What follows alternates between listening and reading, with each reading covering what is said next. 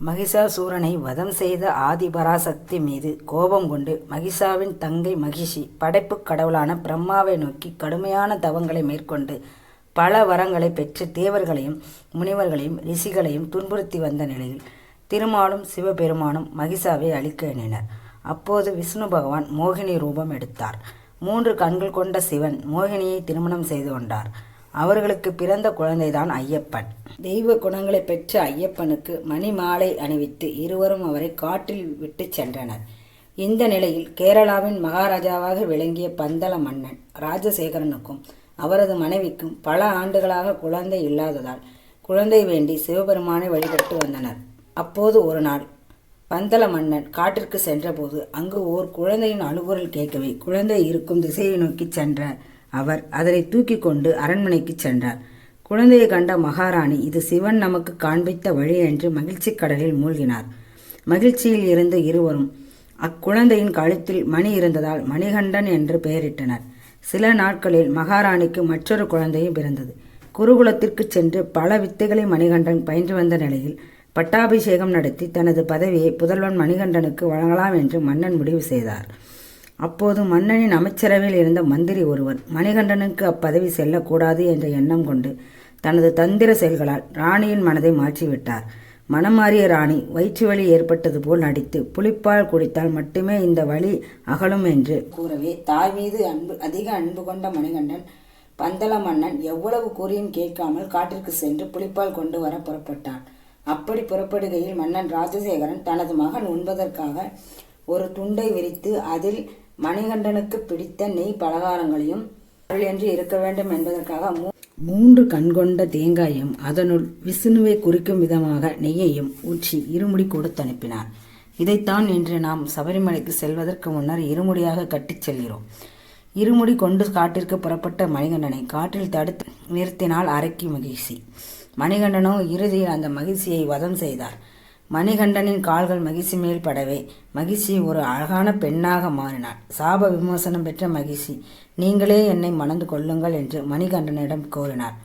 அதற்கு மணிகண்டனாகிய ஐயப்பன் கன்னி சாமிகள் எந்த வருடம் மாலை போட்டு சபரிமலைக்கு என்னை வணங்க வராமல் இருக்கிறார்களோ அப்போது நான் உன்னை மணந்து கொள்கிறேன். அதுவரை நீ என் சன்னதிக்கு அருகிலேயே மஞ்சள் மாதாவாக இருந்து பக்தர்களின் குறைகளை நீக்கி அருள் புரி என்று மகிழ்ச்சியின் வேண்டுகோளுக்கு விடையளித்தார்.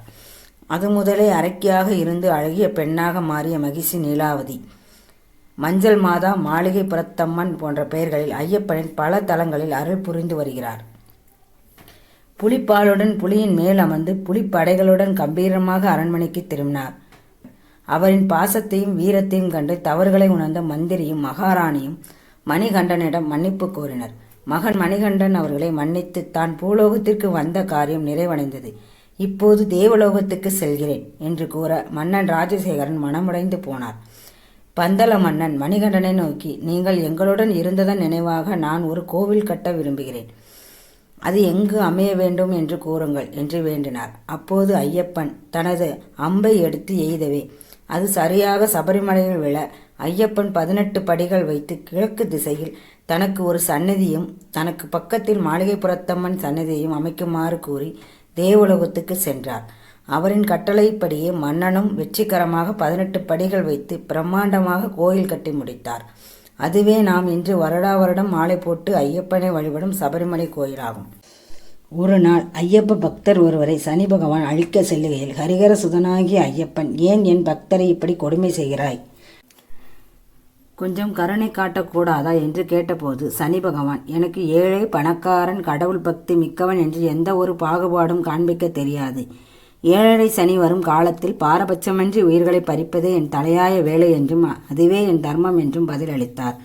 மும்மூர்த்திகளான பிரம்மா, விஷ்ணு மற்றும் சிவன் அவர்களின் படைத்தல், காத்தல், அழித்தல் செயல்களை செய்வது போல் நானும் என் கடமையை செய்வதுதானே தர்மமாக இருக்கும் என்று சனீஸ்வரன் பதிலளித்தார். பதிலை கேட்டு திருப்தியான ஐயப்பன் சரி, அப்போது நீங்கள் என் பக்தர்களுக்கு அளிக்கும் தண்டனைகளை என்னிடம் முறையிடுங்கள், நான் என் பக்தர்களுக்கு ஒரு மண்டல அளவில் அந்த தண்டனையை கடினமான விரத முறைகளால் அனுபவிக்க வைக்கிறேன் என்று கோரினார். அதற்கு சனி பகவான் ஒருவருக்கு 7.5 சனி ஆரம்பித்து விட்டால் அவர்களுக்கு உண்ண உணவு, உடுத்த சரியான உடை, தூங்க படுக்கையறை, நல்ல உறவு முறை என்று எதுவும் இல்லாமல் அவர்களை அல்லல் படுத்துவேன். இதை எப்படி நீங்கள் ஒரு கால மண்டலத்தில் அனுபவிக்க வைப்பீர்கள் என்று ஐயப்பனை நோக்கி கேள்வி அனுப்பினார்.